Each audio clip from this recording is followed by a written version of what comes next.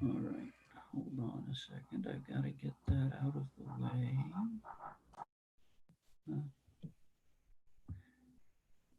Let me, do you know when she sent it? I'm looking as for, no, I don't have that. No. David Posey, City of Campbell Fiscal Responsibility. I don't know what that is. We can hear you, Bill. Oh, you can hear me. They can hear me. That's good. Let's see if I can get my face out there. All right. I'll talk to you later. Bye.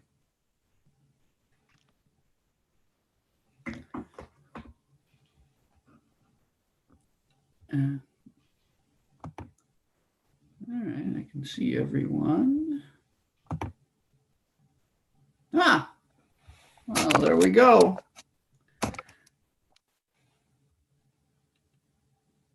Happy New Year.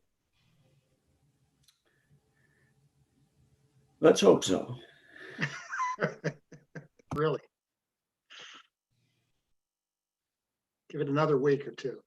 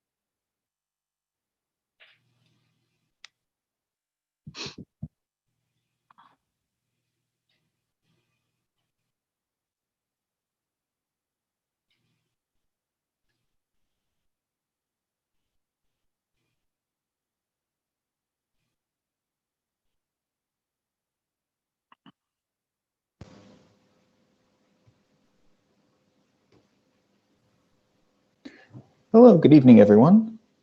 Good evening. Trying a different Zoom client, so hopefully I will not fritz in and out as before. Sounding very good, very clear. Excellent. So we're waiting for Director Kermoyan and Commissioners Rivlin and Ching, I think. Hey, Mike. Happy New Year. There we go. Happy New Year, Commissioner Ching. Happy New Year. Happy New Year. Audio check for Commissioner Colville. Yeah, very good. You're good. Yeah. Perfect. Thank you.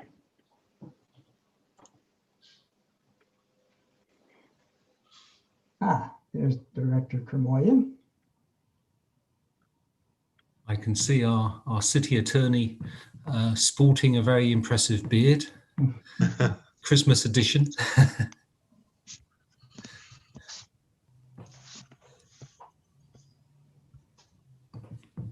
We'll wait for Commissioner Rivlin, I think. Should be coming up.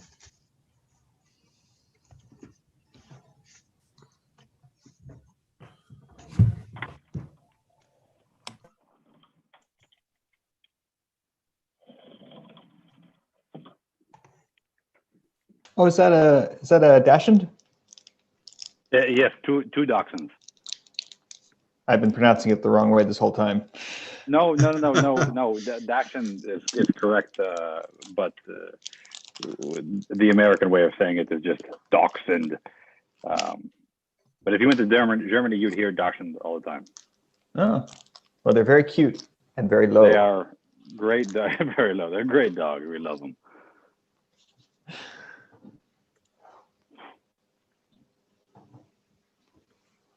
You know, actually, Commissioner Bookbinder, I saw you at Safeway a week or two ago.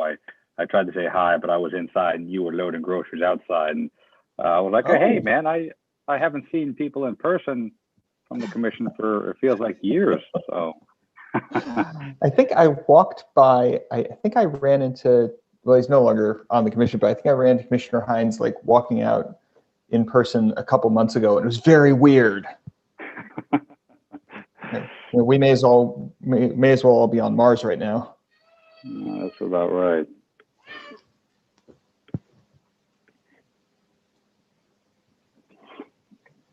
Well, it looks like Commissioner Rivlin joined us. I think everybody's here. I think we're good. We're good to go, Corinne?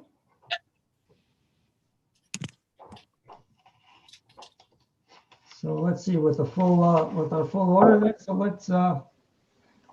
Let's call the Campbell Planning Commission meeting, first meeting of 2021, January 12th to order.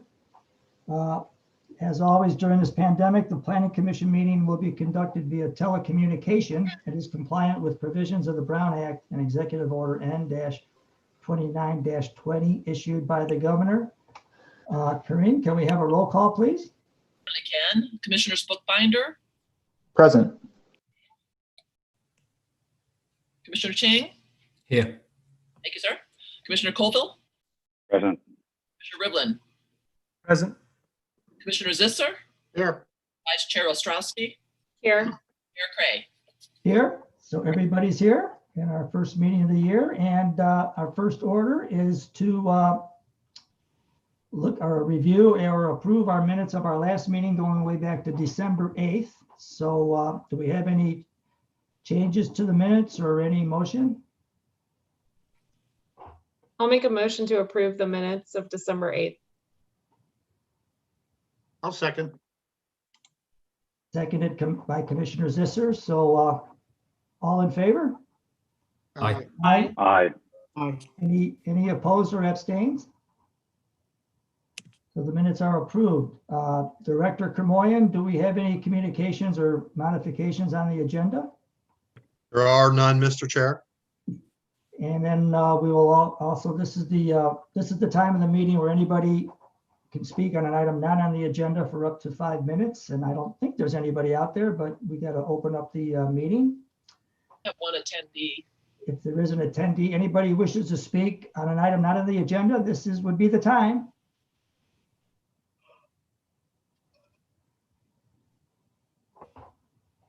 Okay, hearing or seeing nobody wishing to speak, then we'll move to our regular agenda for the day. And our first item on the agenda is a election of new Planning Commission Chair and Vice Chair for 2021. So if anybody wants to nominate somebody or I don't know, discussion, I don't know how we usually do it.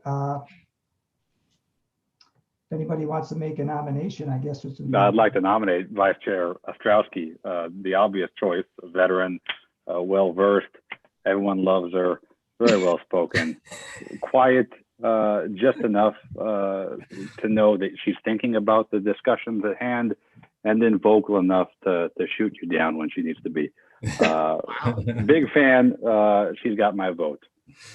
Second it. And thanks to Commissioner for the. Thank you for all that wonderful justification. So we have a nomination and a second. I guess we just take a voice vote, can't we, Corinne? I'm actually not sure if we do just a voice vote or if we need to do roll call. Paul? You could do a voice vote. Well, let's just do a voice vote. All in favor, say aye. Aye. Anybody opposed or abstaining? So it looks like that passed unanimously. Congratulations, Commissioner Ostrowski. Thank you, Commissioner Cray and fellow members of the Planning Commission. I accept your nomination. And I think we turn the meeting over to you for the vice chair nomination and everything else. So. Okay, sounds good. Thank you. All right. So do we have anybody, would anyone like to nominate our vice chair? I guess I can nominate now. I'd like to nominate Commissioner Ching. He's done his duty and does a great job as well. And I think he'd be a great vice chair. And don't leave out, he had a great accent. I second that. All right. Should we do a voice vote here? All in favor, say aye. Aye. Aye. Well, congratulations, Commissioner Ching. You are now the vice chair of the Campbell Planning Commission. Thank you. A new low for Campbell Planning Commission. At least I'll have a good boss to keep me in charge with Chair Maggie.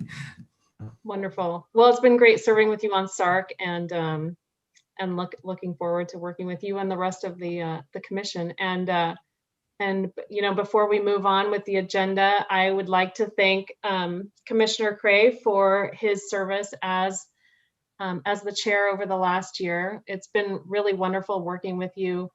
And I think on behalf of all of the commissioners here, you know, you just have a wonderful perspective on the items that we've been discussing over the last year. And I especially like your logic and your warmth, and just the way that you go about thinking carefully through the items and how they're going to impact the applicants and the precedent, and also, you know, staying true to the general plan and finding the right balance of all of those things for the community. So thank you for your service, and I'm going to turn over ceremoniously the plaque to you. It's going to be zoomed over. Have you received it yet? And it's come. Oh, I don't, you can't. Perfect. I got the false background, so I got a very handsome plaque there with a real nice gavel, and hopefully sometime in the not too distant future, Commissioner Ostrowski will get to actually use the gavel in person. But thank you for those kind words, and I had a great person ahead of me, and Commissioner Rivlin showed the way, and everybody is really just so good on this commission. So very, very good. So thank you very much. Great. Chief Cat Herder as well, Mike. So you did a great job keeping us all in control. Thank you. So the next item on the agenda is the discussion of the 2021 Planning Commission work plan that will be presented by Director Paul Kermoyan. Thank you. Should it be Madam Chair or Miss Chair? Technically doctor, but you know, you could just call me Dr. Chair. Maggie. All right. Thank you. Thank you, Madam Chair, members of the Planning Commission. So tonight's item, and the only item, is the discussion of your work plan. So throughout the year, I've captured different comments and conversations that the commission has had regarding issues that you feel need improvement. We've talked through those throughout the year, and then consolidated a discussion not too long ago about the need really to put together a list and forward it to the city council so that they may include it in their priority setting session. Now, that session usually occurs towards the end of February. I was informed today that it will occur, I think, the first week of March. They still haven't buttoned down a date, but the topics that I've captured, and hopefully I've captured most of them, involve parking standards, floor area ratio, an amnesty program for accessory dwelling units. You mentioned something about planning commission appeals and how you feel there may be a disconnect between what the council's looking at and what you're looking at, because several of those appeals are overturned. And then a little bit more broad discussion on how the city's land use planning, zoning could or may have had an effect on segregating neighborhoods or communities within the city boundaries. So those are the ones that I've captured, and I'm sure there's others that maybe I haven't, and there's probably some that Commissioner Bookbinder, who, by the way, is the staff liaison to the Mayor's Commission Collaborative, and I believe he has a list of items as well. But the reason why we place on the agenda is that now you can have a more robust discussion about these items. I'll be taking notes, and then I'll compile a list that then I'll prepare a memo and give it to the city manager so he can forward it to his council. The items that you identify in your discussion, what we also need to capture here is what are the reasons why you feel advancing certain topics of discussion for council consideration are important. And the other thing is you may have a pretty lengthy list of items, but you may want to like pick your top 5 as well, that those are the more important ones. And the reason why I'm mentioning that is because, you know, the economy is not doing well, and of course that has a trickle down effect on Campbell's ability to you know, have a healthy budget. And we may be looking at you know, staffing cuts as well. So any type of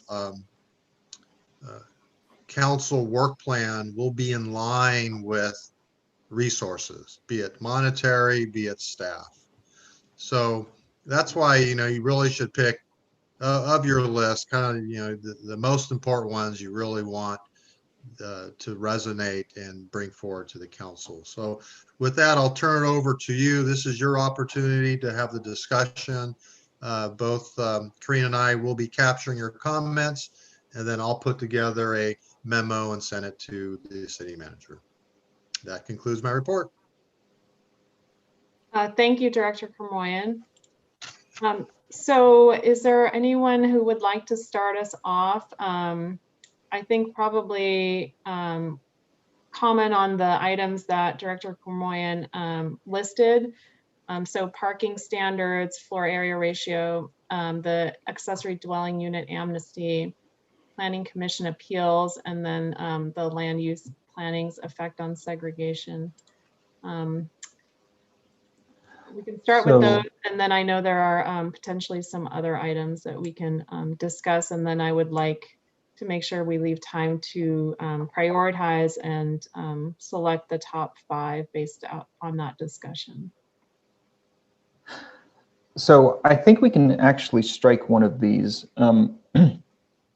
The history of land use is planning on segregation. It's something that I brought up, and I'll talk about this more. I believe we have one more item on the agenda after this discussion, which is me giving my report on the Commission Collaborative. And the Youth Commission was very interested in talking with me about that. In fact, I'm going to be attending their next meeting on the 25th, and we're going to see what we can do there. So I think we can probably free up an item there. Okay. Does everyone else agree with that? Yes.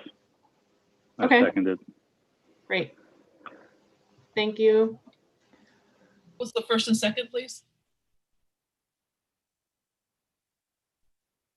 I guess Commissioner Bookbinder was the first. Adam Bookbinder suggested we remove that from the list, and Commissioner Colville seconded.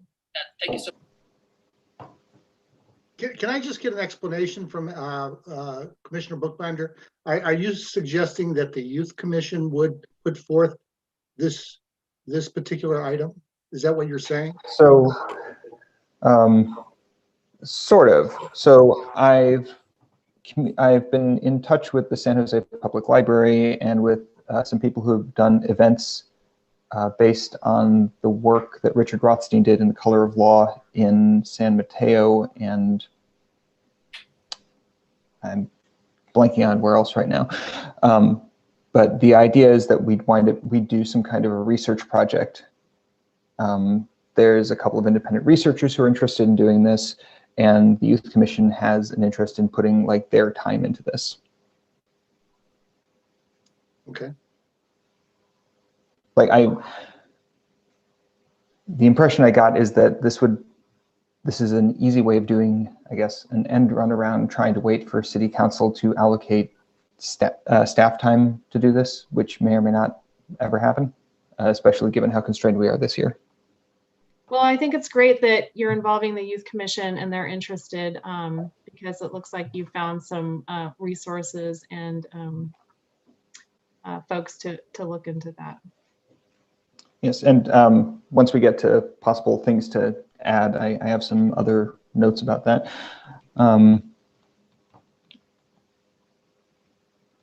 I think I would also add that, like, I'd like to make if we have an item about changing our floor area ratio standards, I think that needs to be somewhat more, I guess, it seems a little nebulous to me. I think it was Commissioner Colville who'd put it forward. Yeah, me. Like, so is the goal here to enable mixed use development, which I don't think we have a general plan designation for at all, or to generally upzone for commercial uses? Like, can you make it more? So the intent behind it is to provide a little bit of, I would use the word, loosening of restrictions or deregulation, in a sense that what we do see is we see a turnover in businesses, especially heightened by the COVID pandemic. You see businesses who are going out of business very fast and buildings being left vacant, predominantly in our area. We see, of course, the Fry's building. We see Elephant Bar, which has had some unfortunate things happen to it over the years as it's sat there vacant. And we also see that coupled with an expressed interest by the landowners themselves for the ability to develop in ways that are currently not available with the floor area ratio specifically, and just some of the restrictions and regulations that are on those land use designations or zoning ordinances. And so the idea and the genesis of this is to provide the ability for these owners of land to bring in new tenants or to develop in a way that will attract new tenants, similarly to how we see that new hotel proposal coming in that's right there by the Home Depot on that intersection with Fry's. And I use the example when we had this discussion a few months ago of mixed use development, because we see that as a very popular direction in many cities, the ability to provide commercial, residential, you have tenant space for high-tech companies to come in, and you also have restaurants and grocery stores, as well as apartments and or condos and the sort. So this is just an example I've used to express interest in bringing that sort of development, but it's not just stemming from my own opinion. It appears that we've had multiple correspondences through either letters or emails sent from landowners themselves about their interest in needing to be able to create bigger structures or different structures that currently are not allowed. Another predominant example would be the Dell project that we had a very long year or two worth of discussing and going back and forth about just the height regulations, just the size of it alone. And that's valuable time that we see, unfortunately, going to waste, and these landowners are not able to develop in ways that entice or bring in the new tenants, or even allow the tenants that are currently there to thrive. So that's the genesis of that. And I do feel strongly about it. I hope that we can keep that on the list of things to discuss. But of course, I'd love any other commissioners' input on that. So it sounds like you're saying that we could do better streamlining, and like, would this involve, for example, you say, the impression I'm getting is that commercial development is not viable, and so we're having empty storefronts, which we obviously don't want. So would this encompass like making more commercial uses by right? Would this encompass parking reductions? Like, is the general idea to streamline and speed commercial zoning? I'd say in a roundabout way, yes. I think we do have a great set of words being used, the verbiage that's in the actual zoning ordinances for the commercial, the light industrial, manufacturing areas. I think we have great verbiage that allows for a very broad use across the board, whether it's written directly in it or you can get a conditional use permit. So my goal would not be to directly alter that. And we also have that general plan coming that will be doing just that or causing just that later down the road. So the goal isn't specifically that, because I feel like that allows for enough different types of uses. But I think what we're seeing here is we're seeing landowners who say, yes, I can get a conditional use permit for this type of building. Maybe it's a hotel, but my floor area ratio only allows me to build at, we'll say, one even with the actual lot size, and that might not be enough needed for a hotel development, and therefore that land owner either has to try to convert to a PD, a plan development, which is not very often seen, or just apply for a variance to us, which is a cumbersome way of achieving something, which the goal for them is just to be able to use their land in a way that will fit the current landscape that we see for commercial tenants or whatever tenant's going to fill that space. And again, I think the examples we talked about, the Fry's building, Elephant Bar, they're vacant for a reason, which is very unfortunate. So I think that answers your question, Commissioner Brookbinder, but if I need to elaborate more, I will. If I could just clarify, this has been my observation on the floor area ratio conversation, was that there's not enough incentive for properties to be redeveloped with the low FARs that the city has. That's pretty much what I've gleaned from the conversations over the past year from you all. And then on your side, Commissioner Bookbinder, you've questioned, why certain projects are being brought forward to the commission when, in your opinion, you felt they were pretty benign and maybe this is something that could have been handled at a staff level. So these are the types of things that I've gleaned just as a practitioner in hearing the conversations. But the FAR was definitely related to the fact that if the FAR were greater, then there would be more incentive to see these sites turn over. And I think the goal, Commissioner Brookbinder. I agree with that sentiment. Go ahead, Commissioner Rivlin.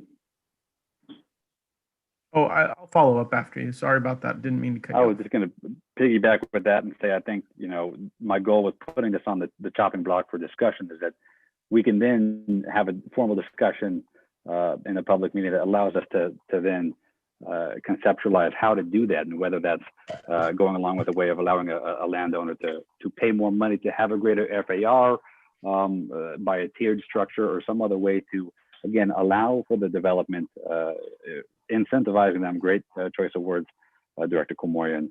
And again, just chatting and conceptualizing together about that. As long as this is on the chopping block, I'm happy. Please, Commissioner Rivlin, I didn't mean to interrupt. No, I was going to agree with the sentiments of the director. I felt he hit the hammer on the head of the nail. The other element of that is that it's at times, and maybe it was in your understanding, Director, but at times people just apply the PD because there's no other alternative. So it becomes a conduit, and it works, and it fills that stopgap need.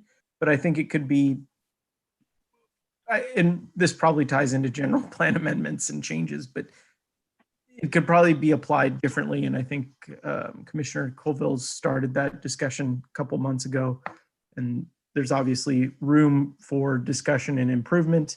And my only other thought is, as we move towards a new general plan and we see what the changes to both commercial and, retail spaces post-COVID, I think now's the, opportunity to start those discussions and kind of in tandem grow or help Campbell grow with those, discussions. This actually is the perfect timing, if you will. So the draft general plan will be forwarded to the commission, and you will have your opportunity to review the policies. And if you're not seeing what you would like the general plan to see or include, then you can suggest that a policy be created to allow greater FARs in certain zone districts. So this is actually perfect timing for this topic. When are we to expect that draft? It's still up in the air. The next steps at this point is to have our study session with the city council as a whole and go through the topics. And what we've done is identified topics that are easy fixes, and then topics that require more policy discussion at the council level. And that hasn't occurred yet. It's just been a slow process. Okay. Okay, so thank you, Director Cormoyan. So we've had input from some of the commissioners. Are there any other inputs on the topic of I'd FAR? like to chime in just on what Director Cormoyan was just saying. So that's the one thing, the one trouble I'm having to articulate on this item is, a lot of our priorities might be in reacting to the general plan, and that's a big deal, and that's going to be a lot of work. So I think we might have some items then kind of at that point. And I know there's definitely, a couple of items on the general plan that I would like to comment on, but I know it's a little bit too early on that. So that's why it's a little difficult on this. But I do think that the two items that have come up in the last few years with us regularly that are good to bring up and that are on our list are the parking, because we know that our parking is sometimes, a lot of times, just kind of out of whack. We are trying to encourage, people to get out of their cars for one thing. In terms of the downtown area and in terms of the industrial areas, our parking requirements are way stricter than a couple of the state groups or something that we compared it to. So I think the parking needs to be looked at, the parking standards. And then, with the ADUs, we know that there's a lot of, ADUs that are out there illegally, so to speak, and we really should try to get them all in the fold and encourage, more of the ADUs. So those are, I think, those are two kind of logical items for us to put on our list. But in terms of the FAR, and I think Commissioner Colville did a great job of articulating that. That is a good issue. Just over the last few years, the big items we've worked on, I mean, for me, the two big areas are the Dell Avenue project, the Dell project, which would have been so much easier if the Dell Avenue plan had been in place before it came up to us, but it didn't. So it kind of became and it is now a piecemeal, because we kind of made, the city council kind of made the Dell project a real individual case there, which it's going to lead to more issues in the redevelopment of Dell Avenue going forward. So that, I think, is kind of unfortunate. And then just in general, the whole area of Hamilton Avenue and 17, the Fry's property, the Elephant Bar, some of those other parcels we know that are about to be redeveloped. It would be nice to, I don't know how you put it as a priority for our agenda, but it would be nice to know the city council's thinking on some of those things going forward as they come up. So I think, in general, the items that we had here were pretty good ones. But again, how we come up with our priorities vis-a-vis the general plan update and those discussions and those, kind of big issues that'll come up in terms of, affordable housing, in terms of, traffic issues, etc. So a little hard to articulate those. Yeah, I'd like to pick up on Commissioner Craig's comments there about the general plan. I think these are great subject areas for us to think about. But the type of inextricably linked to the general plan in my head, right? And the general plan is the type of reflection of where the community wants the city to go in the next 20 years or so. So I guess our thoughts are type of secondary to what the community really is driving for, which is embodied in hopefully the new general plan. And I think we'll have an opportunity. All these things we've got here will come up in the general plan, and that's why I think it's really good for us to think about it. But I think it's somewhat difficult to really come to a conclusion on what we should be doing without actually seeing what the general plan is saying, and the guidance from the general plans. And I might be wrong here, right? But in my mind, I think it all type of circles back to we really need to see that general plan, and it's type of stopping everything else happening. Although we can think about stuff, right, without getting that feedback and getting the official view, I think it's quite a tough thing for us to really make progress on. So let me ask a clarification question of Director Kermoyan. So my understanding is that these are items that we as a commission feel, based on our experience over the last year, that should be prioritized in terms of work items, which means that the staff would spend time basically investigating and putting together a report, right? And that can happen in parallel with what's happening with the general plan. And then information and discussion that comes out of these work plan items would be considered in conjunction with what's happening with the general plan. Yeah, there's different ways to do this. So let's take the general plan update out of the equation, because we don't know if it will ever get adopted, right?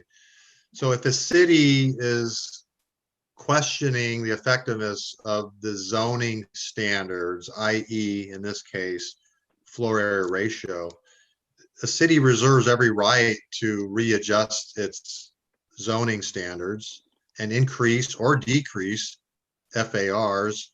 And if there's a need to link it to a policy, the city can also establish a policy to justify why they're, changing the zoning standards.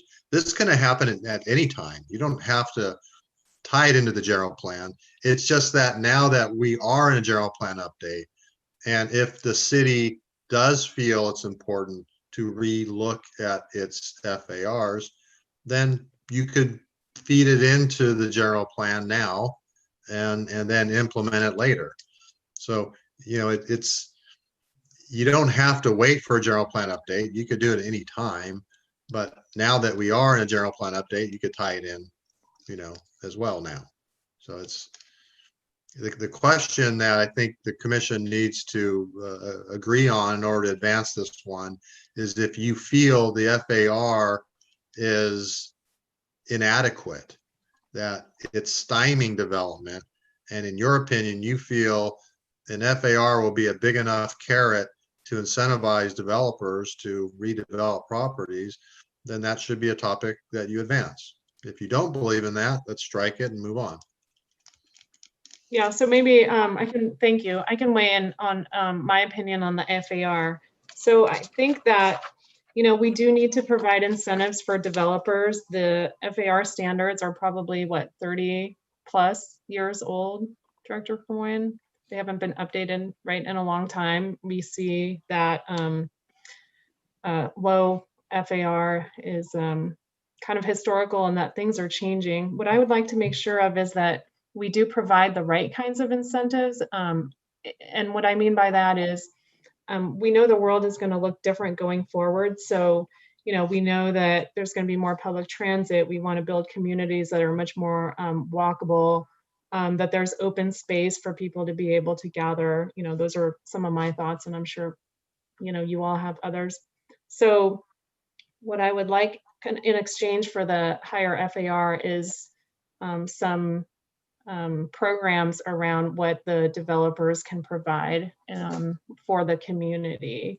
And I think that there are creative ways to achieve that. Maybe it's like a rooftop area that the public can access on a building that's taller or has a larger FAR. That's just, an example off the top of my head. But I'd like to see some combination of providing space for the community in exchange for that higher FAR. I Quick second question. that. I think it's a great idea. I think it's a fantastic concept that once we decide that, yes, this is something we could add to the list or keep on the list, which I'm hoping we can, you know, then when we have more of a formal meeting and talk about the actual ideas, that's a fantastic idea. And again, incentivizing the developers, and we've talked about it before, the way the city has been built is by developers making concessions with the city and then paving more roads and putting money into these streets and that sidewalk and this park. So I think that's in line with exactly what we should see in order to do a program like that. Perfect input. I love it. Quick question. Do rooftops count as open space? Like roof decks, do those count as open space? I assume Paul would know. Yes, yeah, they would. That, and we've on Railway that we have a rooftop deck that is being used as communal open space. The Cressley Homes project had a rooftop deck that was counted as common open space. You don't, if I could just make a point, you don't have to solve the riddle now. But if you think the FAR is important, if you feel a developer gaining a higher FAR in exchange for some improvement or some amenity is important, we can work that out once we get into it. But at this point, you know, just recognize this is a topic that is important enough to advance for the council to consider as a work plan item. Yeah, Out of curiosity, just real quick, have we had work plans before? I don't remember us doing this at the beginning of last year. No, and we haven't had a commission collaborative either. We're slowly improving, and the council is trying to involve all of its commissions, committees, and boards. So we're becoming a little bit more formal now. So yeah, it's all an improvement. Thank you. I'm sorry I cut you off, Commissioner. Yeah, I was just going to echo what Director Cormonian was saying. I think really these are great subjects, and we could talk a long time about it. But maybe it's something where, you know, we should really take a vote on which ones we want. Yeah, I wanted to weigh in just overall. I thought they were all very valid. I mean, we talked about them in many past meetings with some detail, and now we're tiptoeing around some other details. One that wasn't on there that I think is crucial, and I know we're talking about a city staffing bandwidth, sorry, Director, but I felt we struck it in the late last year in Q4 was in lieu fees being inadequate and protecting the city. And I know that's not necessarily a planning commission directive, but getting it in front of the city council to make sure both the in lieu fees for density bonuses or in lieu fees for housing, BMR, low income housing, or even tree mitigation or parking mitigation, that all in lieu fees should kind of be on the plate of city council to basically bring forward into 2021, or, you know, set a standard where then it also increases with inflation. And I know inflation's all out of whack these days, but some kind of tiered 10-year vision on in lieu fees, so we're not stuck with low in lieu fees that developers can both either leverage or kind of sneak through. That wasn't in there, but I think it's valid. And then the parking made sense to me. The amnesty, I think, is worth discussion. And then appeals, you know, I don't know if that's a agenda item, but it is something the council should take note of. And it sounds like they're aware that our commission wants to, you know, connect with them more. And maybe Commissioner Binder, you'll tell us later if that's something on their radar. Okay, so I think what we can do is kind of take the items that we have on the agenda one by one and vote on them after we've had discussion individually. And then after that, we can discuss some of the other good items that were brought up. Does that sound okay to everybody? That sounds good. Okay. I'd like to talk about sort of maybe expanding or moving around some of these pieces. I think they're important issues, but So two things. First, So I think is it related to the FAR item? it is related to 3 of the other items, but not the FAR item. Okay, well, let's start with that one because we've had a pretty good discussion about that one. And so I think what I would like is if someone would like to make a motion, I guess it's kind of an informal motion. Yeah, Madam Chair, you don't really need to do a motion, just, just do Voice. ayes, voice vote Okay, when you want sounds to move good. forward. Yeah. Okay, so all in favor of including the FAR item in the work plan? Aye. Say aye. Aye. Aye. Okay, sounds like that's unanimous. Thank you. So let's go back up to the parking standards, which was actually the first item. Yeah, there was a Like to note address I that wanted item to. specifically? Yeah, I wanted to make a note about that. So let's see. Pardon me. I over prepared for this. I have 16 suggestions, each with a set of evidence for them. So I'm just scrolling up to the parking bit. So there are 2 things that I wanted to note here. First is that our previous meeting on December 8th, it was noted that the divergence between the city standards and the ITE rates was recognized in the past, and the city specifically set higher rates than is strictly necessary in order to make things more discretionary. This,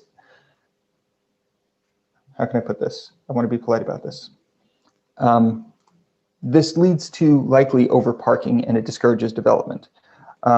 If you look at our current housing element, the one that is still in effect until, I want to say, the end of this year, the beginning of next year, on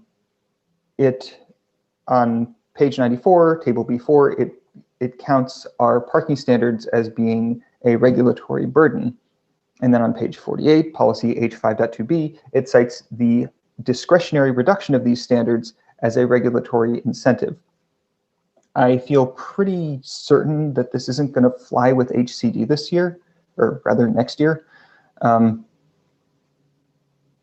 think this is going to be an issue. And if we're concerned about development, like when we'll talk about in lieu fees and affordable housing in a bit, but like the parking standards pretty much define what can be built where. This definitely affects the viability of commercial development. This definitely affects the viability of affordable housing. And like, I appreciate what Director Kermoyan has said about that we don't know if the general plan update will happen. And if you think about it, we've been in the process of updating the general plan for the last 5 years. So if we had had that attitude, we would have done nothing over the last 5 years. So I endorse reconsidering our parking standards, like in general, broadly commercial, residential, for these reasons. Thank you, Commissioner Bookbinder. So well summarized. Who else would like to comment on the parking standards or? Yes. Madam Chair, just for clarification, is the parking standards, is the focus on housing, or does it involve all aspects of land use, commercial, industrial? In my view, it's all aspects. Yeah, I agree. Agreed. Yeah. My personal point of view is that it is all aspects, but it really focuses around our city core areas that are adjacent to the downtown that can leverage or access, both mass transit and city parking areas. So, but again, all aspects.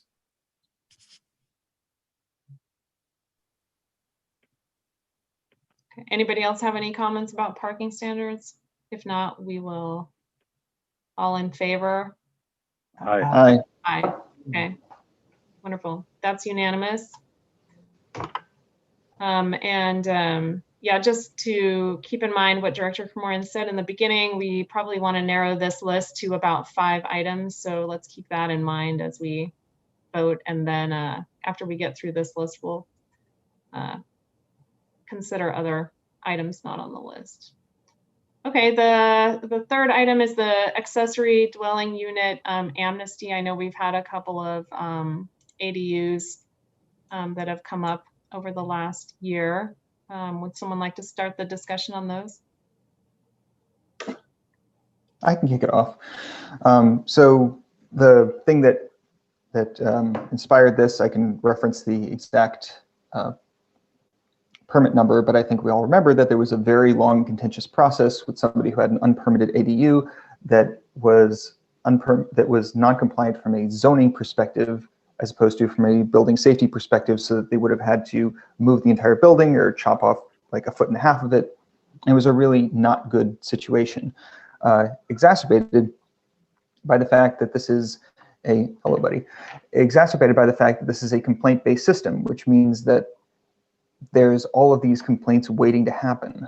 So this struck me as being profoundly unjust. Something I would like to add to this, I'm cognizant of the fact that our resources are extremely scarce this year, but the state provides SB2 grants for this. If we want to make the ADU process better, I think we should definitely provide an amnesty for existing ADUs so that they can be brought in compliance and counted, which will help our housing element. And we should also implement pre-approved ADU designs. This would provide an opportunity for individual neighborhoods like the Santa Tomas area neighborhood plan people to pre-approve designs that would fit well with their particular neighborhood character. And it would be a way for them to, in advance, as opposed to piece by piece, shape the design and the look and the feel of their neighborhoods. Several cities, let me just find this. So specifically, pre-approved plans exist in San Jose, San Diego County, Danville, Encinitas, Chico, Seaside, and I'm sure a number of others. San Jose in particular has something called ADU Tuesdays, where they have same day walk in, walk out, get your ADUs approved. We don't necessarily have to be able to do that, but pre-approved plans can make things a lot faster and increase production, and everybody seems to like ADUs. So I'd like to sort of smush those together in the same item. Yeah, if I could add to that, I think what the commission, what you should be aware is we're not, based on your efforts and recommendations of the council and then the council adopting our standards as they exist today, we are seeing a lot of applications for ADUs. I would say we get 3-4 a week. So it's not so much an issue of design at this point. The issue is, what do we do with property owners that may have unpermitted ADUs and yet they're fearful of coming forward because of being penalized or persecuted in some way, or maybe having to remove the ADU? I think that's the fundamental issue in terms of property owners submitting applications and staff reviewing them and approving them. We're doing that all day long. I mean, we're getting a lot of those. So I'm not certain if it's really an issue of obtaining pre-approved designs. The issue here is, what do we do with unpermitted ADUs and property owners reluctant to come forward because of fear of persecution?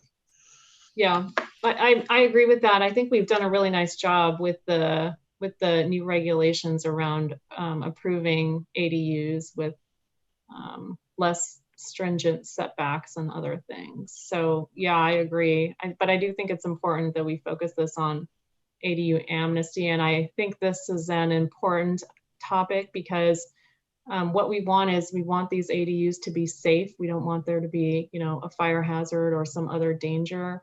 So that's what I want to make sure is included here. And then other than that, it's a mechanism to provide another housing unit as long as it's safe. So defining a process for doing that, I think, is very important. So I absolutely agree. Just want to clarify one thing. So Paul, you're saying, in your opinion, having pre-approved designs would not increase our ADU production significantly? Exactly. I think if anything, it would tie their hands, because we're saying, okay, forget about the standards, use these designs. What if those designs don't fit in with every scenario out there? now we've kind of strapped our hands. Instead, what you've done is you've created all types of allowances now and ministerial actions and very flexible development standards that in totality are encouraging submittals, and we're seeing them. So what you've done is being, I think, very successful, because we're getting 3 or 4 of these a week. Okay, just wanted Great. to. That's really great to hear. Yeah. So I have a comment on this with regards to the amnesty. I mean, it sounds like a good idea. I guess you know, it has a lot of benefit. I don't know how much. I don't know if anybody knows how many unknown ADUs are out there, but the concern I would have is whether or not, if these show up to be a lot of out of code places within the amnesty program, how do we deal with that? It's like it's like the chair said that in terms of it being safe, making sure that it gets fixed right, and so you end up with somebody coming forward, and then to put it to code or close to code, they're gonna have to sink in lots of money, you know, assuming they don't have to move the damn thing. So I would have concerns about how you structure the amnesty program, and to make sure that if they get amnesty, they're going to be, you know, at code, or if they're not at code, the variance that we give them is not significant, because, you know, I could anticipate seeing somebody who built some kind of structure that's like, you know, doesn't have half of what it needs to be to code. So that would be my concern. Well, and you know, I'll say my piece. I think I took this one pretty seriously, seeing as I see it in my line of work a lot. A specific example that Commissioner Bookbinder used was an example of somebody who had purchased the property, and the person who flipped it and sold it to them had put a lot of work into that ADU, made it look gorgeous, knowing well and good that it was non-compliant, even put that in the disclosures that the buyer initialed and signed, and then the buyer bought it. Of course, unfortunately, somebody complained about it, so they had to go through this process where all of a sudden they had a non-compliant unit that they were well aware of, that also happened to I found listed on rental sites for renting out.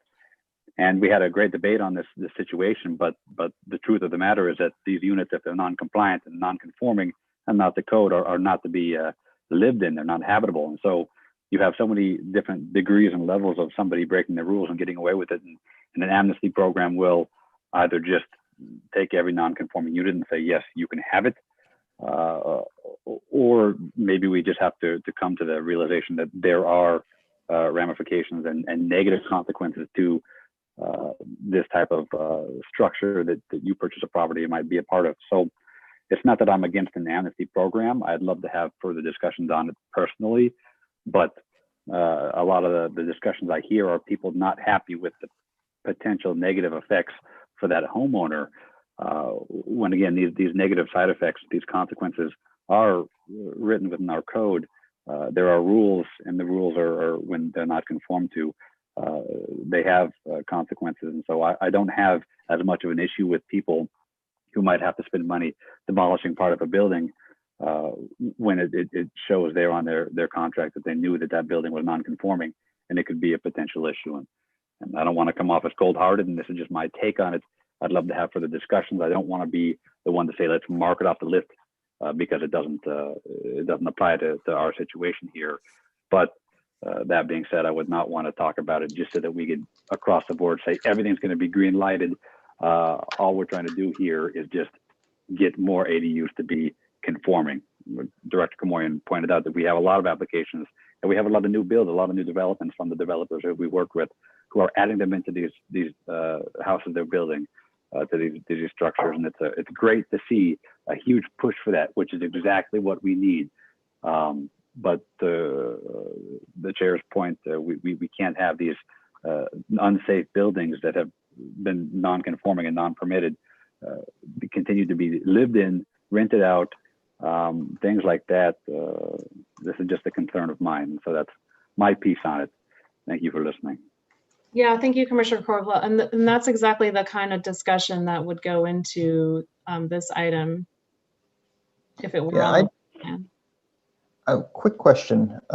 Director Kamoyan, as I understand it, there's two kinds of noncompliance.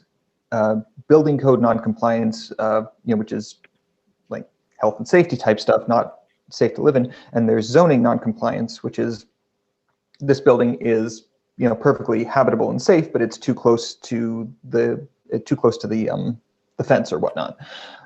As I understand it, the state mandated that for building code noncompliance, you would have, I want to say, a 5-year amnesty period during which you had to bring it up to code. And we just don't have the same thing for planning noncompliance, which is not about health and safety.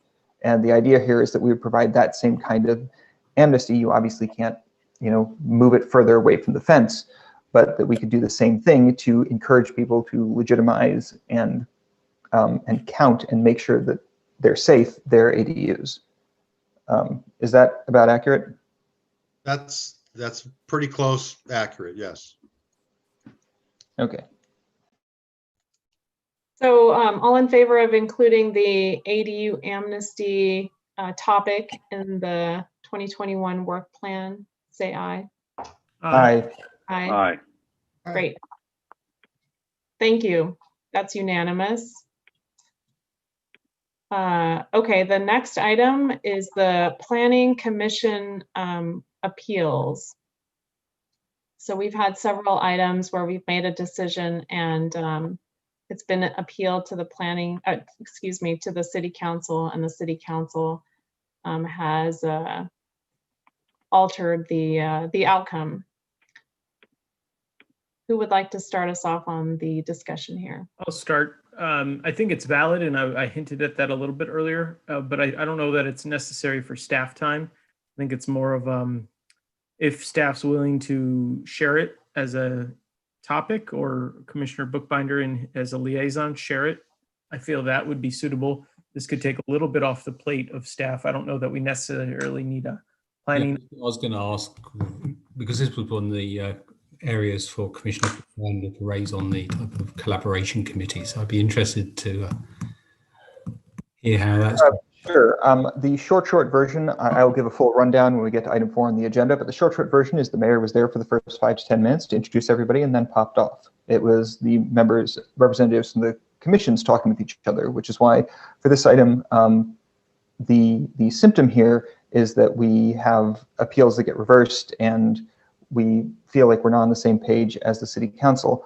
And which is why I would suggest that the item that we request here is that we have maybe twice yearly joint sessions or as needed joint sessions between the Planning Commission and the City Council, which they do in other cities, and which would really help with that, I think.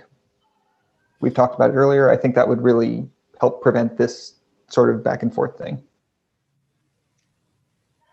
So my opinion on this is that I think it's okay, in my view, that we come to a conclusion and it gets appealed, and then the City Council, in some cases, comes to a different conclusion.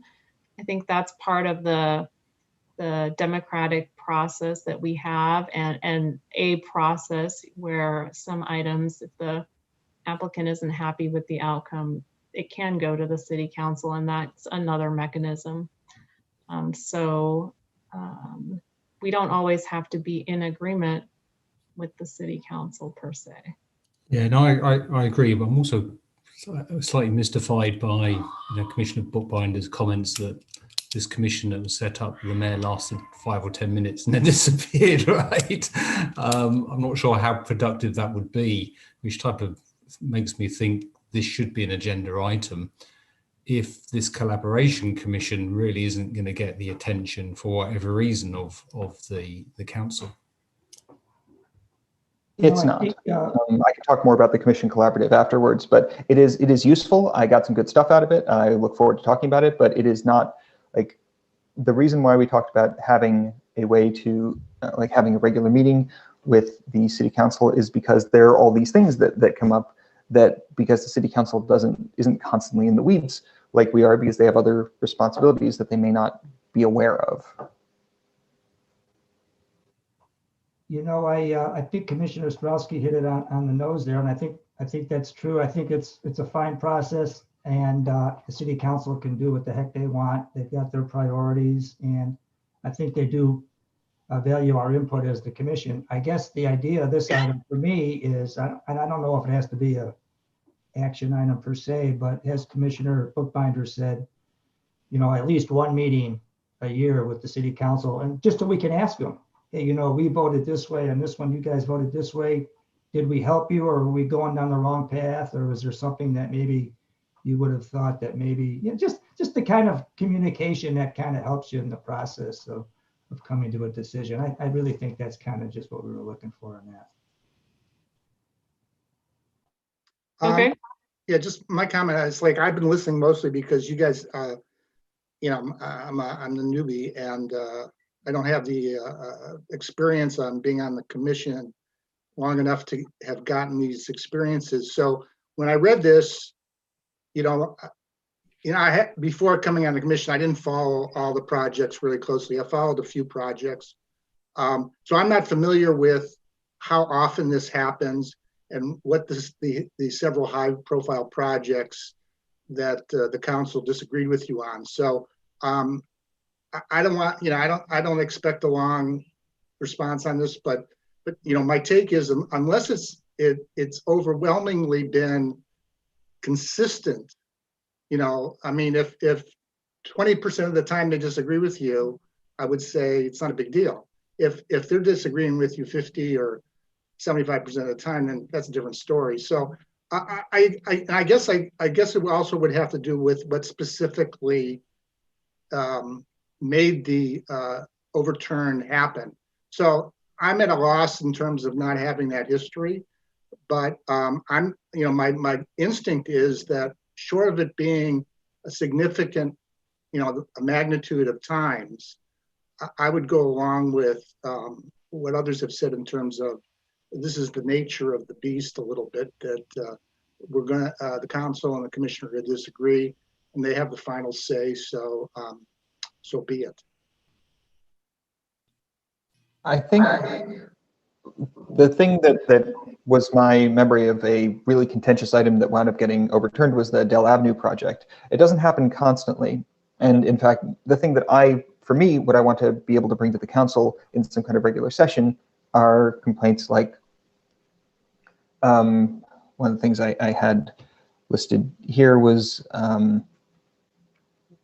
if we have a situation where a tree literally cannot grow, it's a discretionary process, and we had somebody who was like kept out of her home and went through this like year-long horrible process because the code didn't have anything, didn't respect her particular situation. And I don't know how to raise that kind of thing to the city council. I think a lot of what makes this sort of thing function better or worse is if, when we notice things are not working, we take action to fix it. And I think bringing these relatively small things to city council can absolutely make the city work better for a lot of people, even if the city council isn't constantly overruling us. Like that's why I want to have regular joint meetings to raise these issues. I guess my question is, so I'm in favor. I think having a joint meeting is a good idea. But in terms of the process, you know, raising these issues and changing them, is the mechanism to do that to have a meeting with the city council, or is this the mechanism by which we do that? And I think this is a question for Director Cormoyan. It seems to me like this is the process. We've outlined a number of items throughout the year. Here we are prioritizing them. Now there's going to be staff resources placed on these top items. I'm kind of hearing a different issue, though. I mean, I agree that having communication, opening the channels of communication is important for any relationship. And, you know, meeting with the council maybe once a year, kind of understanding what they're looking at, and kind of reflecting on past decisions could, almost like therapy, could be a very positive type of conversation to have. You know, the concern I would think with the council is they're so inundated, as one of the commissioners, maybe it was you, Commissioner Bookbinder, mentioned, that they have so much on their plate that this is now yet another meeting, right? But then again, if you look at it as being proactive and not reactive, and trying to maintain a healthy relationship amongst all of the different bodies, then it may be worthwhile. Two meetings, 3 meetings, now that gets a little dicey. Having 1 meeting, I don't think is a bad idea, but that's just me. Conversation you're having now is really forwarding what you feel should be work plan items. What Commissioner Bookbinder brought up is that, okay, this one particular item being, noticing that there were 3 appeals in a row that were overturned. I think that's what kind of perked your ears and said, well, wait a minute, what are we missing? So I think that's why this made it to the report, is because of those comments. Okay, so it sounds like, thank you, Director Perman. Sounds like I'm kind of hearing that we're coalescing around 1 meeting a year, and that would be sufficient to address the Planning Commission appeals topic. Well, had I my druthers, it would be more frequent than that, but I certainly understand that the city council is probably not going to be up for that. Okay, thank you. All Does in this favor count as of suggesting 1 meeting a year, say aye. I I support it. Aye. Great. Thank you. That's unanimous. And then the final item, the land use planning effect on segregation, we've already talked about that. So I think that we've concluded on that topic. Everybody agree? Say aye. Yes. yeah. I Agree Okay. that it did not need staff resources at this stage. That's correct. Yeah, Yes. okay, I agree. Commissioner Bookbinder is handling that with Youth Commission resources. Correct. Understood. hopefully. Since we now have an open slot, Commissioner Rivlin had brought up our in lieu fees. I'd like to make a somewhat broader suggestion, if I may. I've been trading emails back and forth with Commissioner Zisser, who asked me, why don't we produce more affordable housing? And I realized I didn't really have a good answer for that. So I've been emailing a bunch of affordable housing developers, and I've had a couple of meetings over the last couple of weeks because I don't know how to take a vacation. And one of the things that is because you're living your life through Zoom and it's a pandemic, it's a good time to I have been having so many Zoom meetings. Yes. So I don't have, and Commissioner Zisser, please feel free to jump in if I miss something. Commissioner Zisser had suggested having a subcommittee or a task force on this. I'm agnostic about the shape in which this happens. But so the notes I have here are, as Commissioner Rivlin mentioned, our in lieu fees have not been adjusted for inflation. They were set in 2006. They certainly have not been adjusted for the increased price of housing. I spoke to Mid-Penn and Bridge, who said that we're not on the map. They hadn't thought of Campbell or considered us. And the impression I got is that developers can go a long way with a little help from the city. There's all kinds of county level, state level, and various other funding sources for constructing affordable housing. But the city has to put something in, whether it's city-owned land or whether it's some funding. And I think an example was given of a city in the North Bay that managed to, the city's input per unit was something like $10,000, which is incredibly low for permanent supportive housing, but as long as the city cares. So I also corresponded with some interim supportive housing developers. It's what would be called a shelter, but apparently that word has negative connotations now. They need temporarily vacant land, by right zoning, some amount of cash, a services agency, and for the city to have declared a shelter state of emergency, or rather a shelter crisis, which is a formal thing that the city council would do. as an aside, our current housing element, which I looked over, the entirety of our current plan to provision affordable housing is our inclusionary zoning plan, which has provided extremely little benefit. We have, for our low income goal of, I want to say 173 units for this current cycle, we have built 2. We are nowhere near going to hit our goals. And our goals are way lower than what we would actually need to deal with the problem in the city. They will certainly be much higher next cycle, and we have our current programs are in no way going to address them.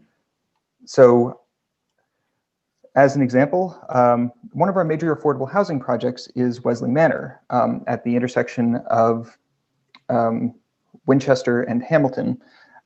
It is illegal in at least 5 ways right now.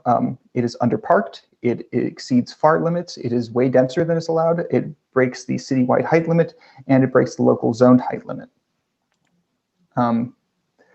So what I would suggest we do is we start with a study session where we invite affordable housing developers. Everybody I spoke to said they would be happy to show up to that and talk to us about what Campbell can do to provision affordable housing here. I would like to at least start with getting a study session.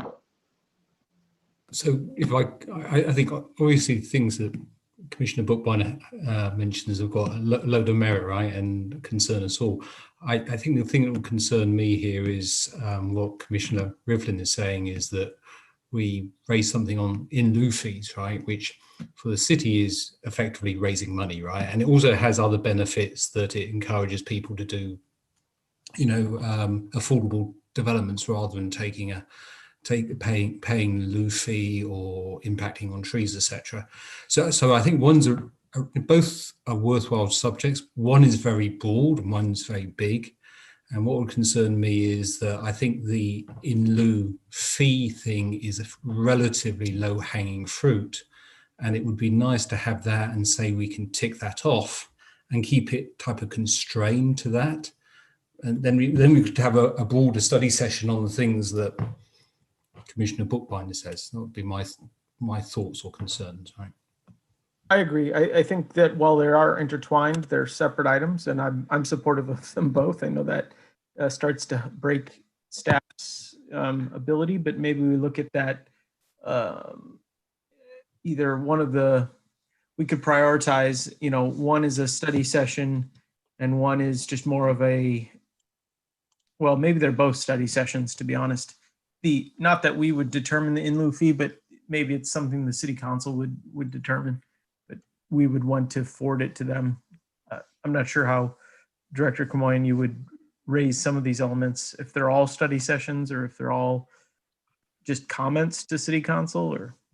No, I think the in lieu fees, as Vice Chair Ching mentioned, it has a good ring to it. I've been looking forward to that one, a tongue twister, right? Lemon Mao, it sounds like. Vice Chair Ching. Yeah, that is a low-hanging fruit, and I think there is a need to bring our fees current with today's, cost of living, et cetera. What Commissioner Bookbinder brought forward is also very interesting. Bringing in stakeholders to hear their comments is a way to kind of begin the public process and start it with hearing, not only from the development community, but also from the public as well. But, there's different ways to do this, right? So, the city can keep and retain its current densities as they are, and potentially allow greater densities and then have it kind of graduating. So if a developer wants to have a greater density, then the quantity of affordable housing has to be commensurate with the density that we're providing. And you wouldn't like just the extend program, right? Well, no, not density bonus. I'm just talking about inclusionary housing. We can do an inclusionary housing program, keep it at 15% for current density, elevate it to 20% for a greater density, elevate that to a 25% for even a greater density. I mean, there's different ways to do this, but your point is well taken, Commissioner Bookbinder. We got to have the initial conversation And that's with a study session of some sort. But as Commissioner Rivlin mentioned, that's a separate topic from in lieu fees. Yes, I would agree with that. Okay, so let's start with in lieu fees, which I also agree is important. So all in favor of adding the in lieu fee topic to the work plan, say aye. Aye. Aye. Aye. Okay, that is unanimous. And then we get to the affordable housing topic. And so we've already approved 4 items. Before we vote informally on affordable housing, are there any other items that anybody Can I would just comment? bring up? Can I Yeah, just because I just comment? want to make sure we don't overwhelm the staff. Go ahead, Commissioner Zizzer. Yeah, just adding to Commissioner Bookbinder's, I have a echo here, sorry. Just adding, he did a great job of expressing what I had expressed to him, plus adding on to it. So I won't, there's some history here in terms of my interest in affordable housing. I'm not an expert on it. I have a son who is, who works in it. And I've been following it closer over the last few years. To me, this is a bigger long-term problem. And as each year goes by, if we don't proactively take and make an effort in it beyond what we're doing, which is below market rate, is within a development and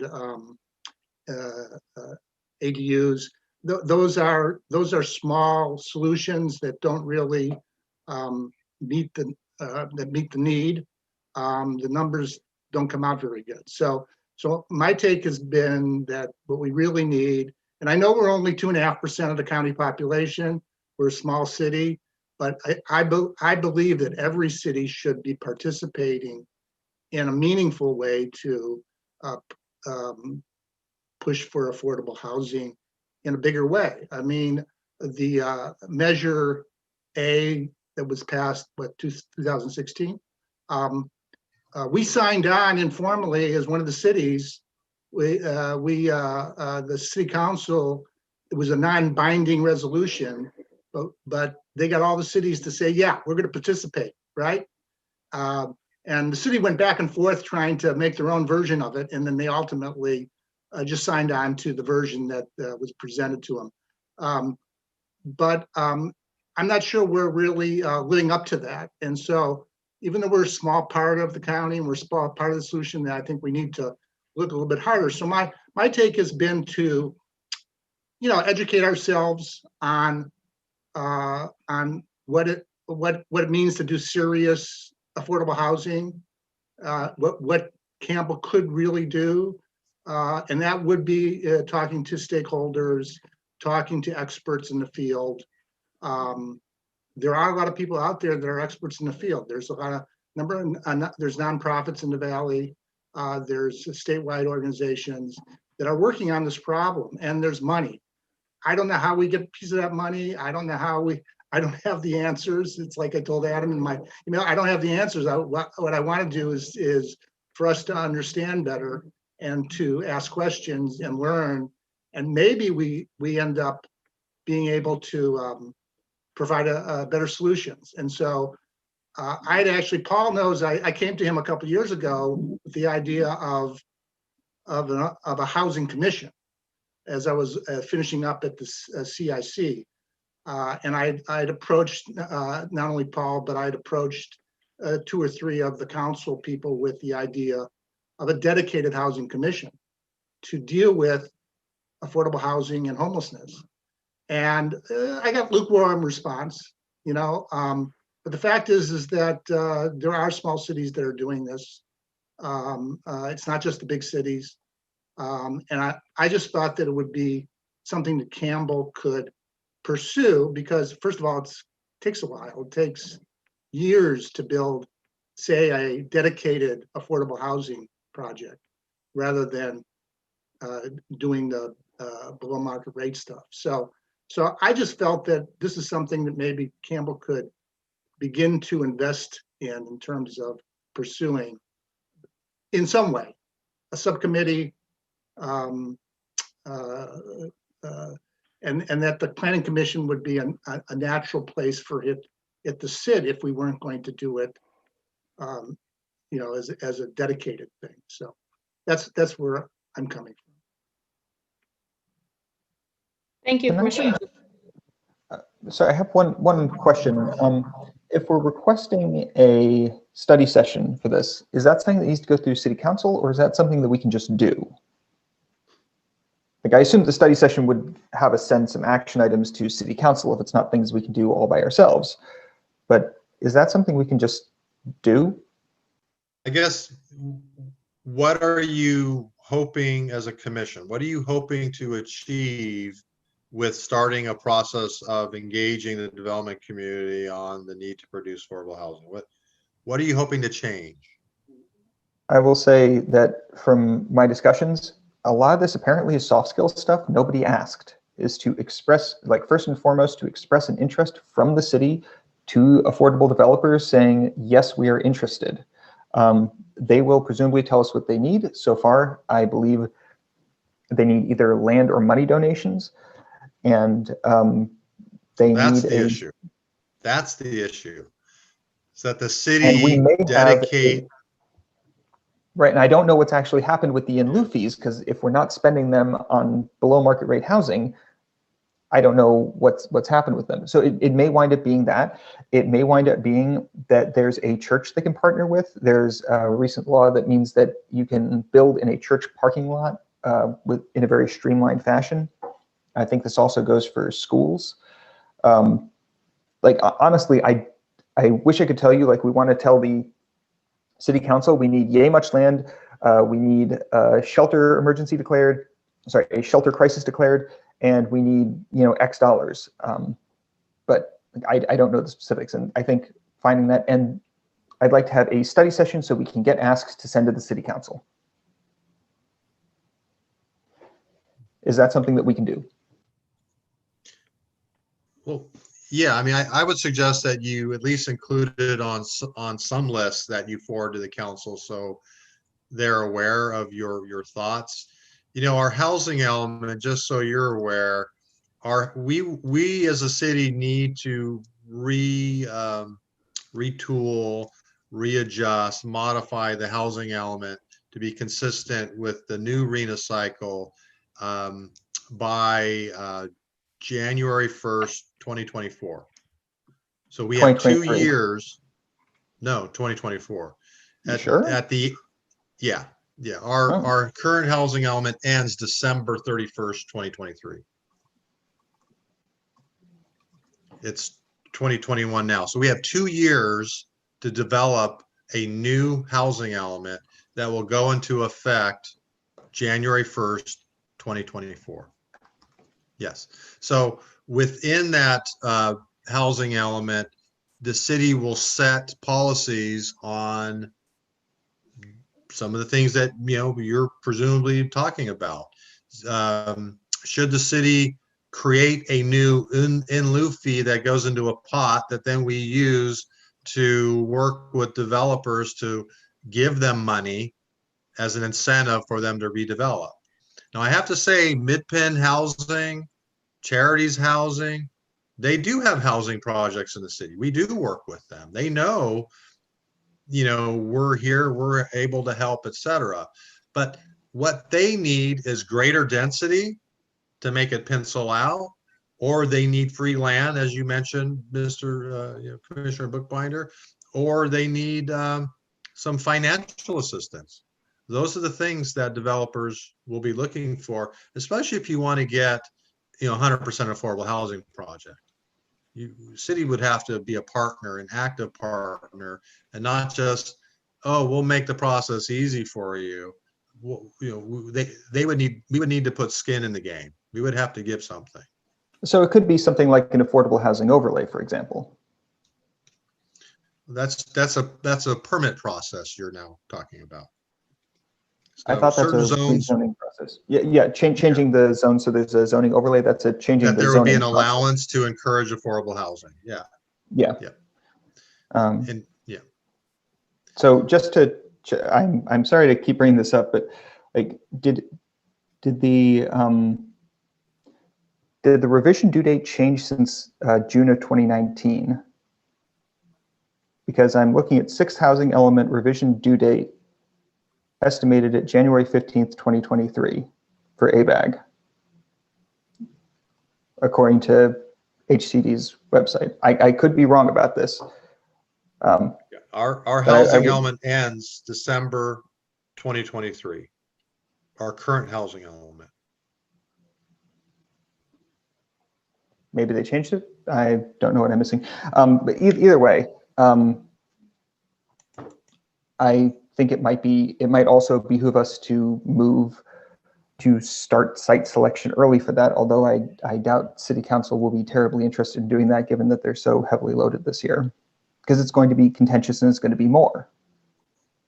So that's keeping things kind of at a higher level for the purposes of this decision.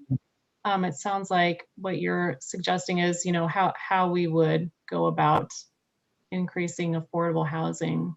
So the decision that we need to make is whether we want to include this on the work plan. Is there anybody else that has any input on this topic before we vote? I would just say real quick that I also, I think for, it's a regional issue, but it's a big issue for Campbell. I've done some extra work on this area too. And I think for me, it would be the #1 priority.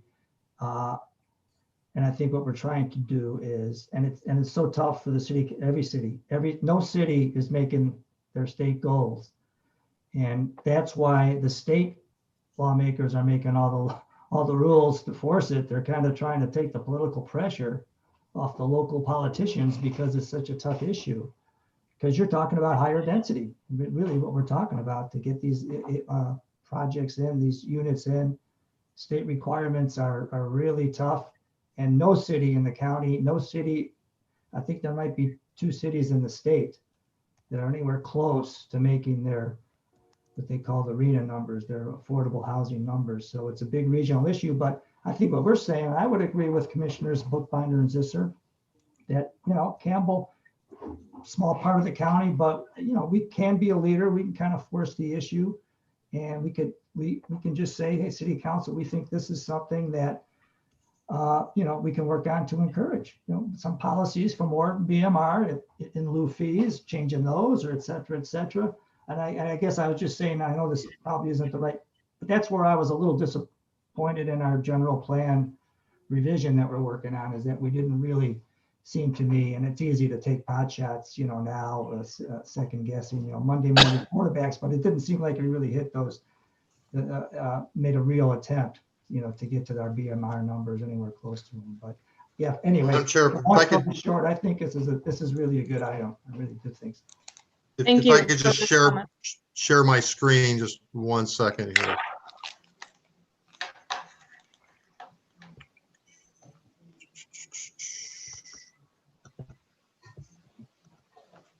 Yeah, okay. This is our housing element. It doesn't end in June of 2023. It ends December 2023, which means 2024, beginning of the year, we need to have a new housing element. But it's 2 years, and 2 years will go pretty quick. So we're already starting to look at consultants right now. We've already secured SB2 funding. We're looking for additional funding through a regional early action plan grant. It's called REAP. We're hoping to get another 34,000 there. But no, we're on this, and we've been following the RENA. We've been very involved with Plan Bay Area 2020, et cetera, or 2050, excuse me. But yeah, our housing element ends December 31st, 2023. Thank you for that clarification. Yeah, I think I'm not in support of this going on there, not because I don't think it's a worthwhile issue. I'm just concerned about what we can achieve and the time it will burn, both for us and for staff, and to the points that Director Kamonian said about the housing element. So what I think is a worthwhile thing, I'm not clear what we will really achieve. And I think we're going to have quite a busy year anyway. We're going to have hopefully the general plan coming up and other things. I'm not convinced that we will get a productive outcome from this as well intentioned as it's meant to be. Yeah, I have to agree with Commissioner Ching. Actually, I think that we want to have items that we have tangible outcomes, items that will make an impact in a way that it'll be clear for developers, whether it's parking or FAR. I'd like to see some of the other items prioritized, because I think that if we can get those right and streamline some of these processes so that staff and planning commission, some of those items don't come before planning commission because we've created the right process. And that in turn then means we have more bandwidth and capacity to take on some of these other bigger items. But I think if we start with a really big item and then we're also seeing all the other items that we've already had discussions around and made comments like, why is this coming before us? What's wrong with the process? It's kind of broken. I'd like to see some of those items fixed because I think they're important and because we'll gain efficiency through that process. I certainly if I can really quickly follow up on the chair. So the housing element, when we begin the preparation process, you will be involved. So some of these things, Commissioner Bookbinder, that some of these topics and areas of concern that you're raising, you can include in the draft housing element as it goes through the process. So this isn't a lost topic. You're going to be involved in the housing element update. Okay, but we have to put it on the work plan agenda to be involved? No, so it's already going to happen separately. It's going to happen okay. Anyway. Okay. That's going to take effect in 3 years, though. Is what you're saying. We're going to start the process probably in about 6 months. It's going to take about a year and a half to get through this, because come January 1st, 2024, we have to have it signed, sealed, and delivered. Ready to go. I suppose I can absolutely understand wanting to have something actionable here. I do want to gently push back on that and just say that, like, I recognize this is a big issue, and I understand wanting to wait for the housing element to work on this. But I would like to, even if we don't know what the specific asks we want to make are, I think that we will, if we do a study session and talk to affordable housing developers, we can bring 1 or 2 significant asks to City Council that will, not in a couple of years, but maybe even this year, really make a difference. I think this is worth doing.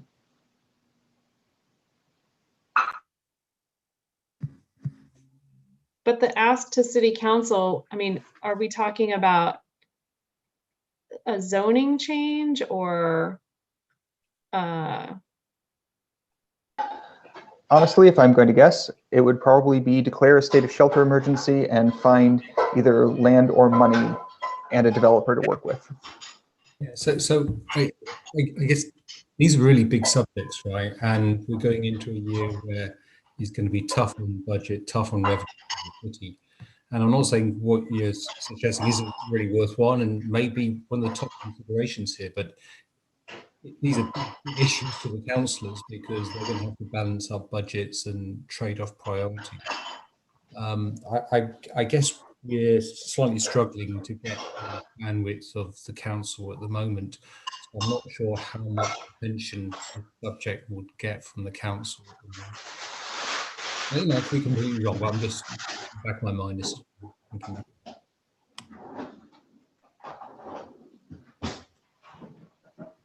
Okay. Anybody else? Otherwise, I think we're probably ready for a vote on whether to include a study session for affordable housing in our work plan items. Okay, all in favor, say aye. Hi. I, Opposed? No? No. Okay, so we have 4 to 3, so that item will be added.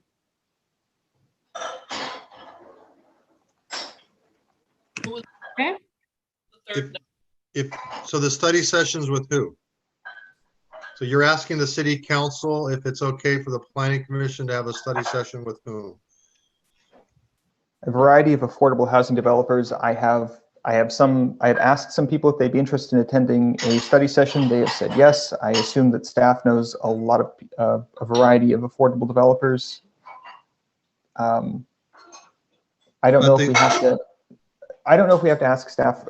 Sorry, I don't know if we have to ask the council permission for this. The idea is that we would do this and then send something as yet to be determined to council. Right. So at the end of the study session, what you're really going to be asking the council to consider is the acquisition of property to then give away to a developer, or creating a affordable housing fund that then we would give money, to a developer. These are the tangible things you're really getting at. The study session is just what, hearing from the development community. You can do that without asking the council. Okay. I can agendize that anytime. So so that's what my struggle is. What are you asking the council? We're talking about, from my perspective, we're talking about what we want the council to be spending staff time and money on this year. And what stands between us and getting affordable subsidized housing in Campbell does involve staff time and money. We don't know exactly what it is, but the idea is we'll have a study session, we'll figure out what, I guess it's sort of a placeholder. We would like the city council to spend time on the results of this study session, if we're talking about what we want them to do this year. Okay.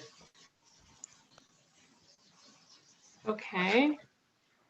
I think that concludes the this item, and I think the final item on the agenda for today is I think Commissioner Bookbinder, you were going to provide a summary of the, I'm just looking for my agenda here.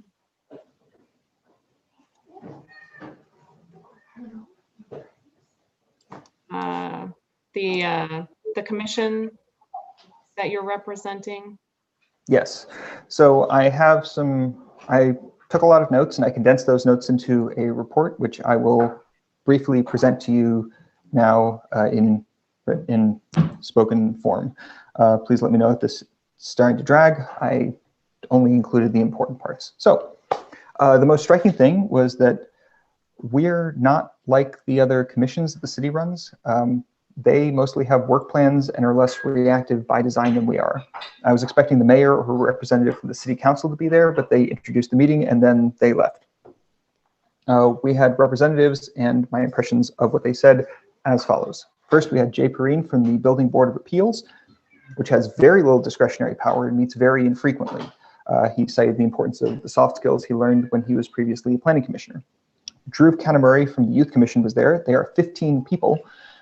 They previously worked with the Civic Improvement Commission on the job fair. They do coffee and politics to get young people engaged. I also watched one of their meetings last night. They do once around the table and they all talk about, I got a fish, or, I got cast in a play kind of thing. It was actually very heartwarming. Their key areas of focus are civic engagement and social justice. Barton Smith from the Bicycle and Pedestrian Advisory Committee that was there, who said that our projects are not our projects, in that mostly they piggyback on other projects and they'd like better coordination with, say, Parks and Rec.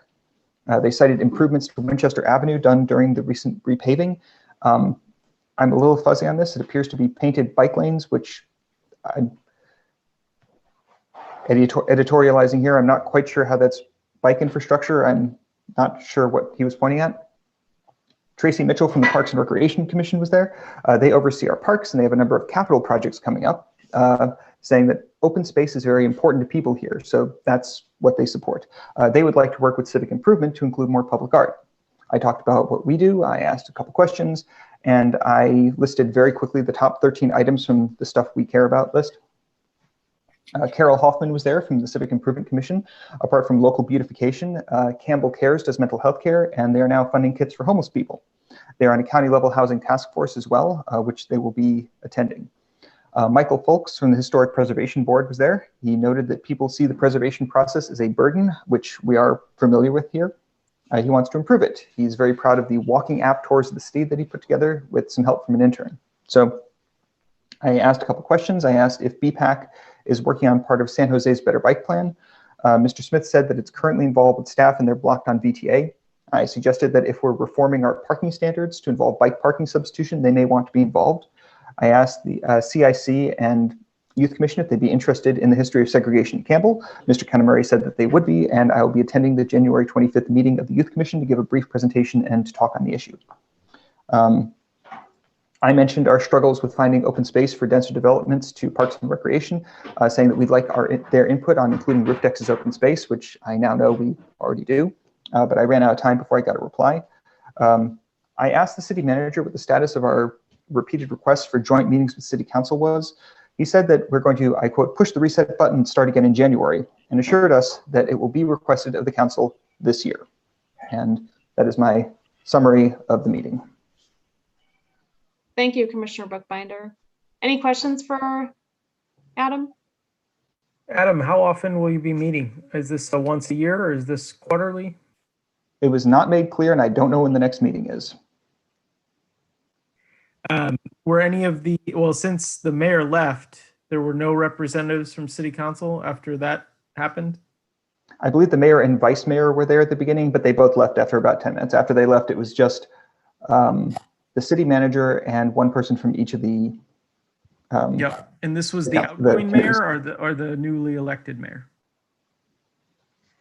Oh gosh, I want to say the newly elected mayor. Wait, this was on the. It was whoever was actually mayor on the 14th, I believe. And I think the new mayor was appointed on the 15th. I could be wrong about this. I believe it was the outgoing. If it was Susan Landry, she was the outgoing mayor, I believe. I could be mistaken. And the vice mayor would have been Liz Gibbons, who's now the mayor. So they were both there. They were both there, but I don't remember who was mayor at the time. Okay. Well, maybe there's some follow-up offline where you connect with them and let them know. My interpretation, sorry to hijack this part of this meeting here. My interpretation is that you'd have more interactive discussion and less presentation. Of course, there would be presentation involved, but it wouldn't be a meet and greet. It would be actionable item discussion. But I don't know if that was your interpretation either or also, but anyway, maybe next time it can be more actionable. That would be my hope.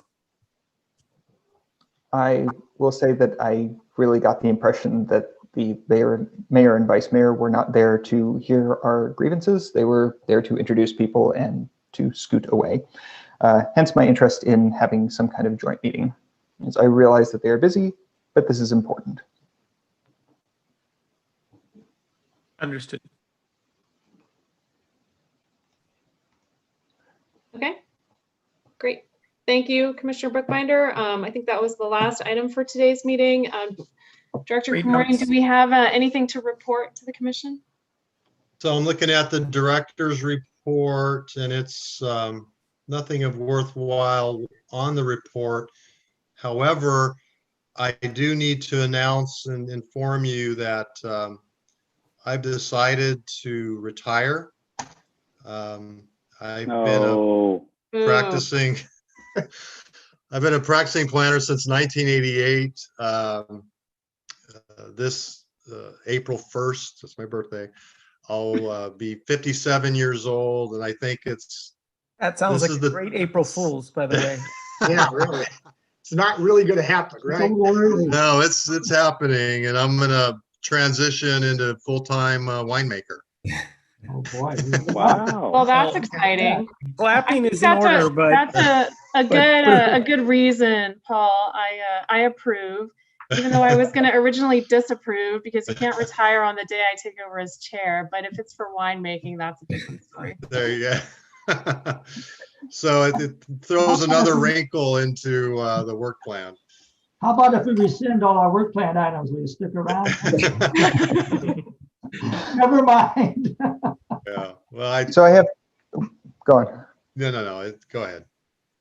Oh, do you know who's going to be succeeding you? So the city will go out. They're going to start the recruitment pretty soon. And yeah, I gave enough notice because I really care about the Campbell community. I just didn't want to give a 2 or 3 or even a 4-week notice. I think I can help in the transition and hopefully make it seamless because it's an important role. There's really not a strong number 2. My former building official, he also retired, so I have an acting building official. The building official is usually my number 2.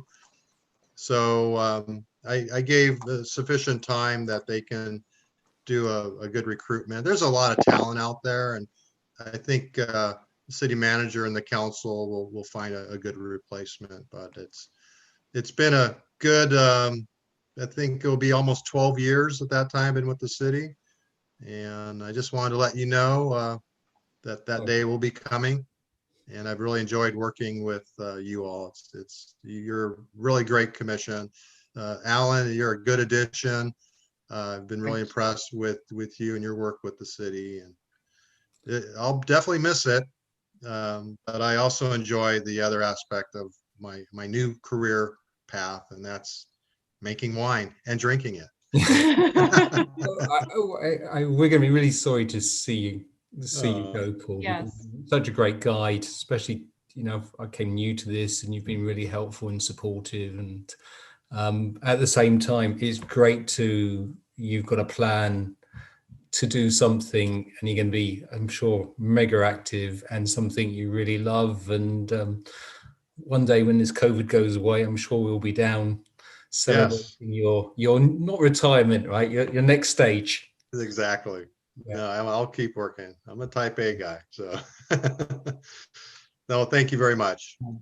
Yeah, I wanted to wish you a lot of great success with your winemaking, Paul. It's really been awesome working with you over the last, I think, at least 5 years, starting with the Campbell Village neighborhood Campbell Village plan. And that was you very gracefully and graciously took us through that process.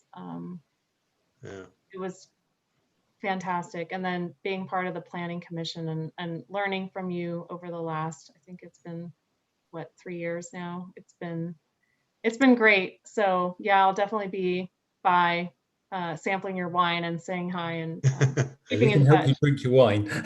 Yes. Exactly. I should have said keeping in touch and then sampling wine. Yeah. Well, you know where to find me if you ever want to chat about land use planning. I'm sure I'll get into the conversation. So. Well, we wish you great success too. We're glad to escape with comments like that. Yes, thank you very much, Paul, for your time, your hard work, and for explaining a lot of things to us. Well, you still have several months to work with me, and I'm looking forward to it. So, however I can be assisted. So, the director's report. On that note, I wanted to segue into 2 items. One, I don't know if I have to do this in a formal way, but it struck me that I had no idea that we were getting 3 to 4 ADU applications and presumably approvals a week. Would it be possible for the director's report to include some kind of summary of the ministerial or by right approvals, which didn't come before us, I get the sense that the state is trying to transition cities to use a more by right system of approvals where we set broader rules instead of ruling on individual projects, and having an idea of what's going on might be it might be a good thing to have in the director's report. I can certainly do that. So I'll provide a summary on ADUs being processed, how many, and what's the timing of that. Thank you. And if you could make that general, if we're getting more housing units or anything like that, like basically, I guess, if you know the sorts of things that we would be interested in, certainly housing units and ADUs. Okay. Thank you very much. And the last thing I want to bring up, I realize I tend to bring up a lot of stuff at the end. I would like to request that we agendize a study session to invite affordable housing developers to talk about what they would need to develop affordable housing in the city of Campbell. I can do that as well. And when will we know when that is scheduled? Oh, do I have to do a motion and so forth? Yeah, you all would have to agree to put that on agenda. And if you do, then I'll be more than happy to do that. I'd like to move to agendize a study session as described. I'll second the motion. Okay. Who seconded? Commissioner Rivlin. Thank you. Corinne, can we have a roll call? I mean, a vote, please? Voice vote. Okay. Favor? Aye. Aye. Aye. Opposed? No. Yeah. So we have one no? Okay. 6-1. All right. All right. When will we know what the date of that is so that I can let people know? What people are you talking about? Because what we'll do, what staff will do is we'll reach out to the development community. We know who the big, players are out there. If you have a list, Commissioner Bookbinder, you want me to tap into, and then that way I can just do a blanket email to those individuals, determining what their availability is to have a study session. I guess we're not meeting in person. I keep forgetting that. So, but still their availability is going to be important to have a productive meeting. Okay, so I can just forward the mails where they said, sure, we'll come to a study session. I'll just forward that to you and say you worked out with Mr. Kamoyan. Okay. Yeah, and then I can report back to you on what their availability is and see what your availability is. And then at that point, we'll schedule a date. Okay, thank you very much. Welcome. Okay, great. Well, thank you. That concludes our January 12th Planning Commission meeting. Happy New Year, everybody, and see you in a couple of weeks.